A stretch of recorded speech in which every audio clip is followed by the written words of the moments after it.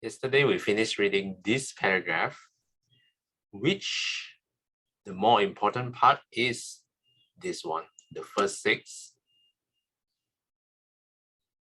The mind with lust, without lust, the mind with aversion, without aversion, the mind with delusion, and the mind without delusion. These are the main 6 that we can start with. And we contemplate this without identification with I or mind, or taken as a self, or something belonging to a self.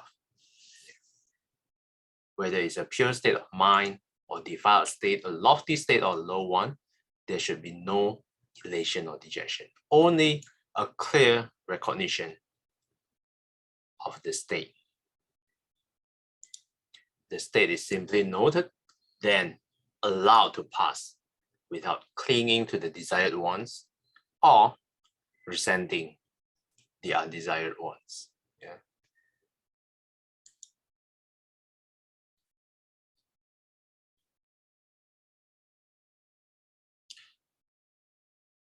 This past week, my mind is kind of like having a lot of aversion for some reason. So this morning meditation, I did try this method. Yeah, I just recognized I'm having aversion. Yeah. And then I thought to myself, this aversion is not me, it's not myself. And then, I think the aversion is not completely removed yet, but I feel it subsides a little bit. Yeah, it dampened a little bit. Okay, any of you would like to add on? Maybe we read the next paragraph first. As contemplation deepens, the contents of the mind become increasingly rarefied. How to spell this? Rarefied. Yeah. Rarefied. What's the meaning? Become thin, of lower pressure. This turn from the lives and concerns of ordinary people. Yeah? As contemplation deepens, the contents of the mind become increasingly thin. Irrelevant flags of thought, imagination, and emotion subside. Mindfulness becomes clearer.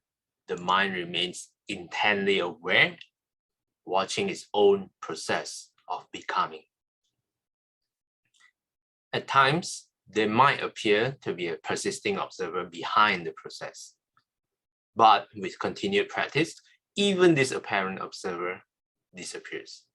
The mind itself, the seemingly solid, stable mind, dissolves into a stream of cittas flashing in and out, of being moment by moment, coming from nowhere and going nowhere, yet continuing in sequence without pause.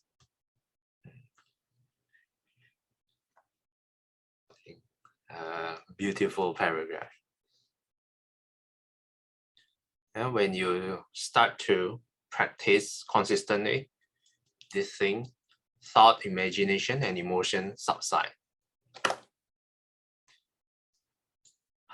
Initially, you might have all kinds of thoughts, all kinds of imaginations, all kinds of emotions arises.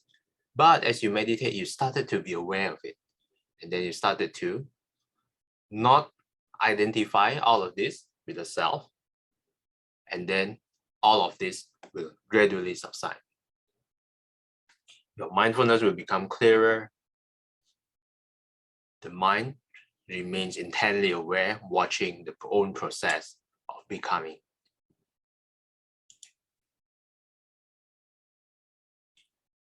You can, firstly, you might think there is like an observer behind all of this, behind all the process. But with consistent, continued practice, these apparent observers, eventually you will see that There is no observer. The mind itself, yeah, we thought as a solid, stable mind, it actually a stream of chittas, flashing in, flashing out, moment by moment. Where does it come from? Nowhere. Where does it go from? Nowhere. Yet, continuing in sequence, without pause. Oh, Sai Kiang seems frozen.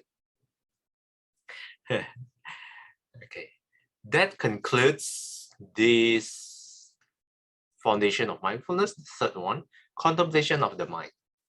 Any of you would like to add anything else? Any comments or questions?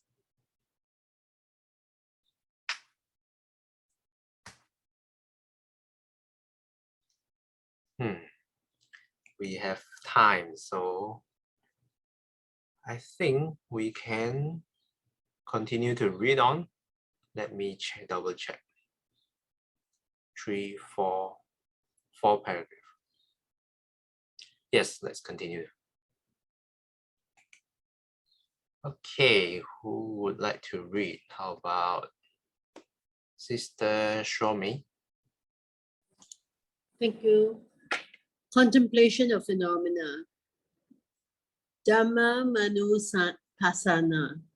In the context of the fourth foundation of mindfulness, the multivalent word Dhamma, here included in the plural, has two interconnected meanings, as the account in the sutta shows. One meaning is cetasikas, the mental factors which are now attended to in their own right, apart from their role as coloring the state of mind, as was done in the previous contemplation.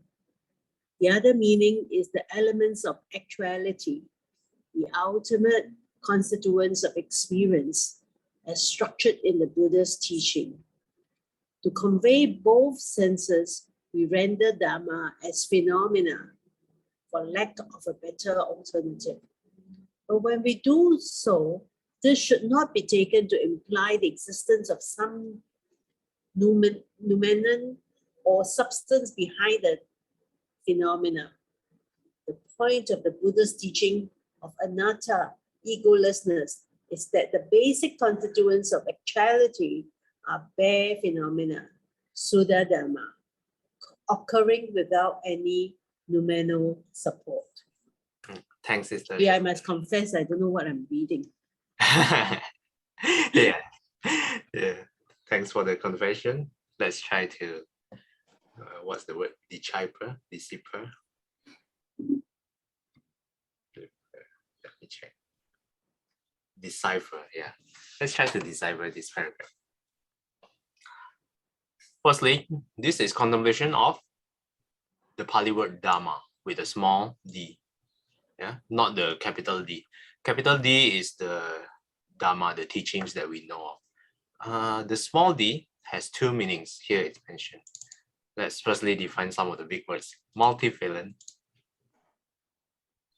Yeah, it's such a nice word. Having a susceptible of many applications, interpretations, meanings, or values. So we have multivalent word Dhamma. Here intended in the plural has two interconnected meanings.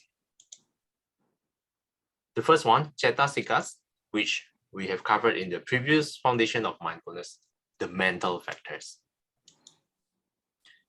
which are now attended to in their own right,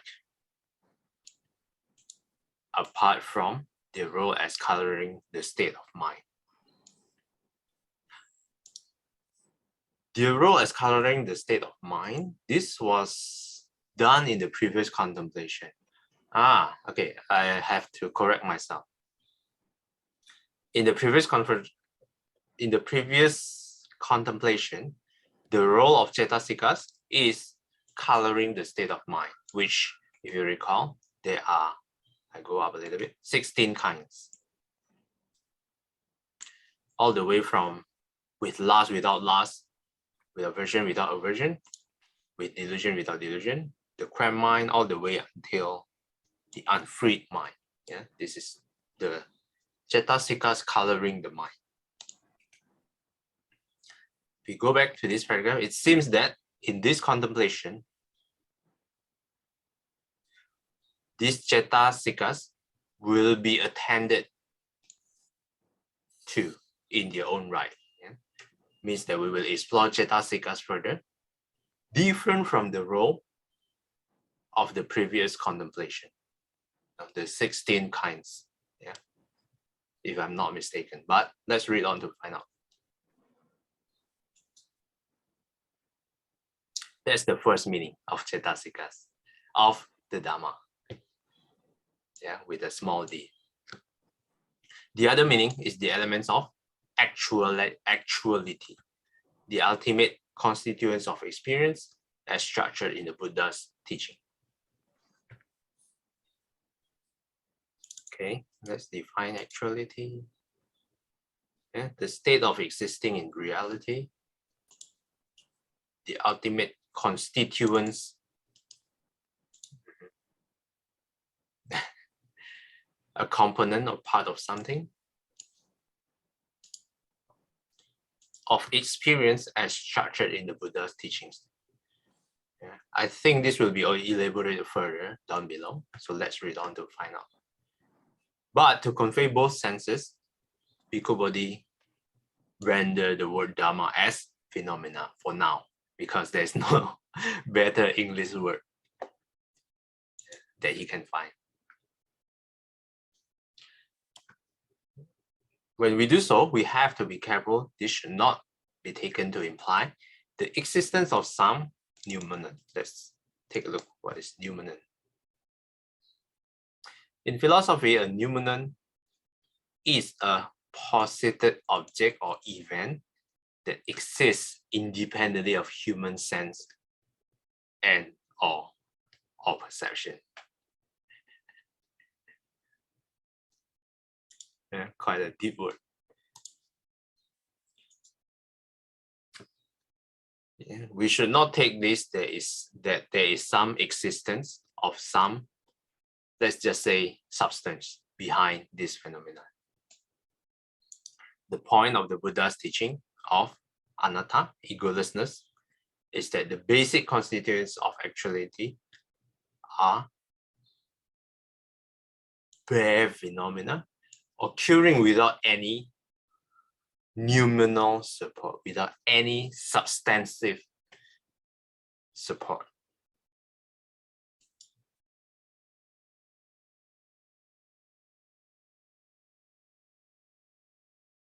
Okay, this might seem confusing for now, but maybe when we read on, this will start to get clearer. Okay, any of you have questions before we read on? Actually, what does phenomena mean in the dictionary? Okay, we can check that.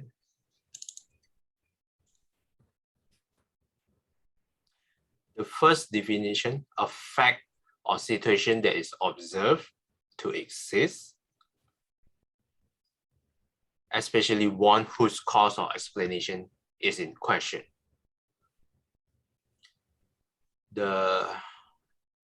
Some of the synonyms: occurrence, event, happening, fact, situation. Let's take a look at the Wikipedia's. A phenomenon is an observable fact or event.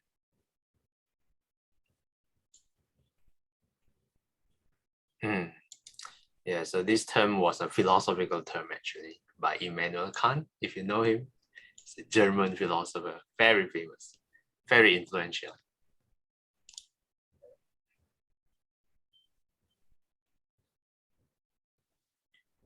I think for now we can take it as an observable fact or event.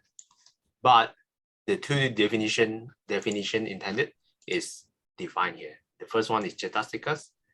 The second one is actuality, reality, which exists in reality. The ultimate constituents of experience. Okay? So I think it means here more the second one, right? Because in general, it means anything that is happening, any event that is,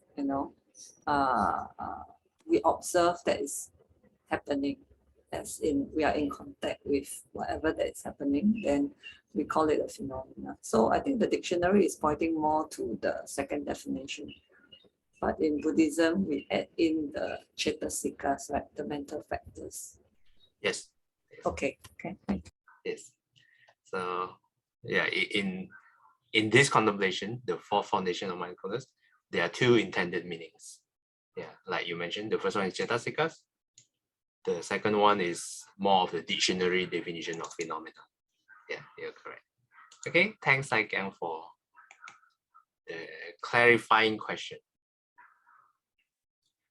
Let's read one more paragraph. Sister Shomi, would you like to nominate? You're muted. Sister Jolene. Sorry. Okay.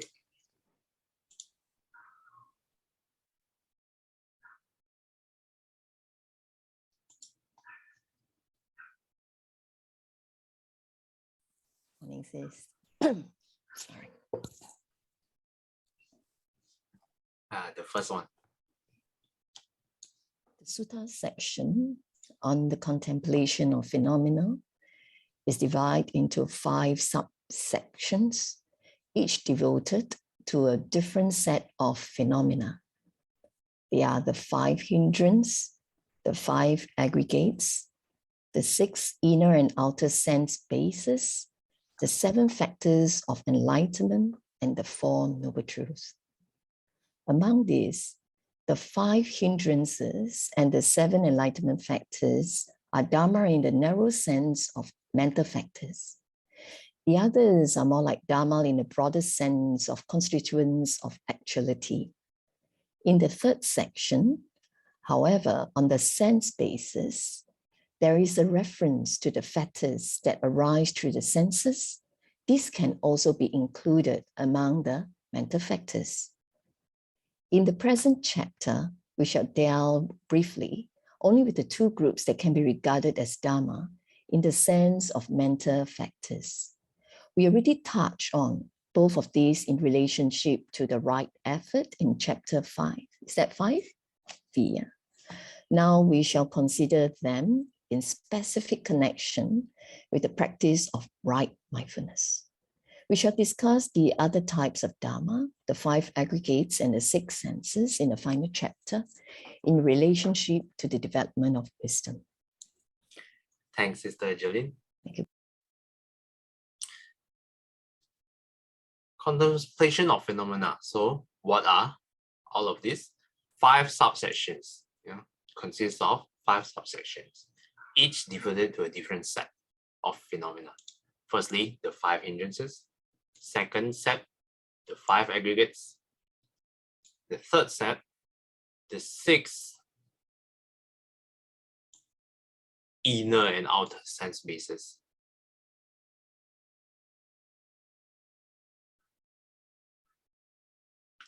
Do you guys know what does it mean? Inner and outer.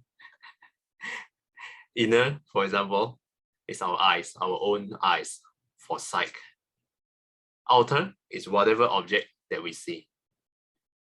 There is external, sometimes it's translated as internal and external sense bases. Internal is whatever is on our body. External is whatever is in contact with our body.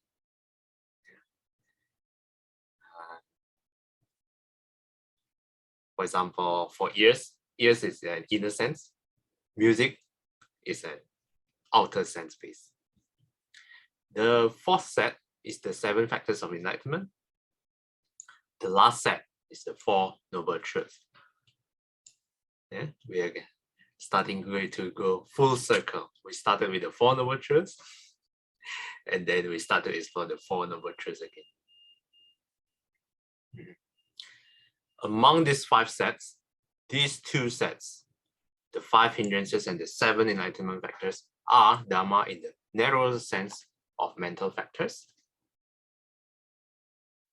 The others are Dhamma in a broader sense of constituents of actuality, of reality.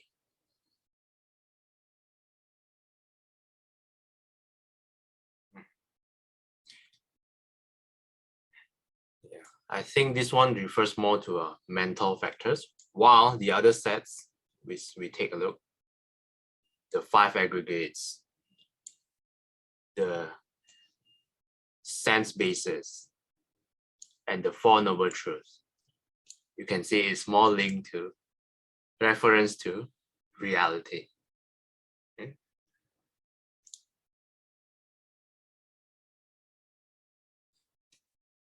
The bracket here in the 3rd section, on the sense basis, there is a reference to the factors that arise through the senses. This can also be included among the mental factors. This chapter we will deal briefly only with the 2 groups that may be regarded as Dhamma in the sense of mental factors.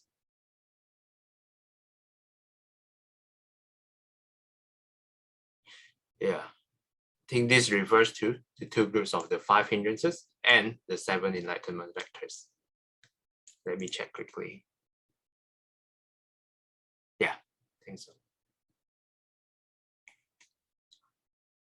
The 5 hindrances we have dealt extensively in the previous chapter, right effort.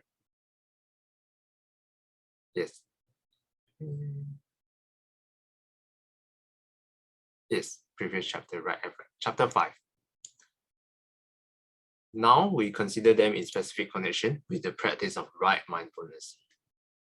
We shall discuss the other types of Dhamma, the 5 aggregates and the 6 senses in the last chapter in relation to the development of wisdom. That's about it for these 2 paragraphs. Any of you would like to comment or question or add anything?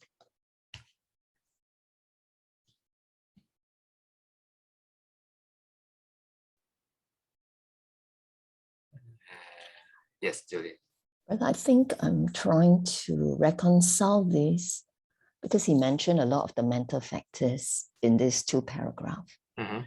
So I'm just trying to remember what are the mental factors that I know, and then try and match it with here, how he subdivide the different mental factors in this phenomenal definition. Yeah. So I can see there is a lot of common ones between them. It's just the way they divided it in a different category, actually. Yeah, so I think the reason why Venerable do it in this way, because like if I go into the 5 hindrances, 5 aggregates, the inner and the outer sense bases, these are all related to affecting our meditation and mindfulness. I think in this chapter of mindfulness. So he draw out, I can see some of the things that he listed down, the mental factors that we know, and he puts it into what is relevant here. It's quite interesting to see how he pull out those and put it relevant to this topic. Yeah. So again, I think no matter how we meditate, in the end, we start to familiarize with some of these mental factors eventually. And this is brought up at the point of phenomena. Yeah. So that is where I think he's coming at, from what I read from the 1st to the 2nd paragraph. Yeah. Thanks, Jolene. And just to be clear, this is not Bhikkhu Bodhi puts all these mental factors together. He pulled it out from the sutta itself. So this, Yeah, so that's why mental factors, the topic is a very broad topic, and is pulled out for different purposes. That's in the Abhidhamma, right? So that is pulled out for different parts of even the Eightfold Path. Actually, they're all related, right? So this part, he has pulled out some of the mental factors. So in case that when we look at the word mental factors, what is it? What is it, right? Sometimes we read, but it's so broad that we don't know what exactly it is, right? So I think that kind of like, link me back to that, and then I could associate to this topic, this para better. Okay, thanks for sharing. Anyone else?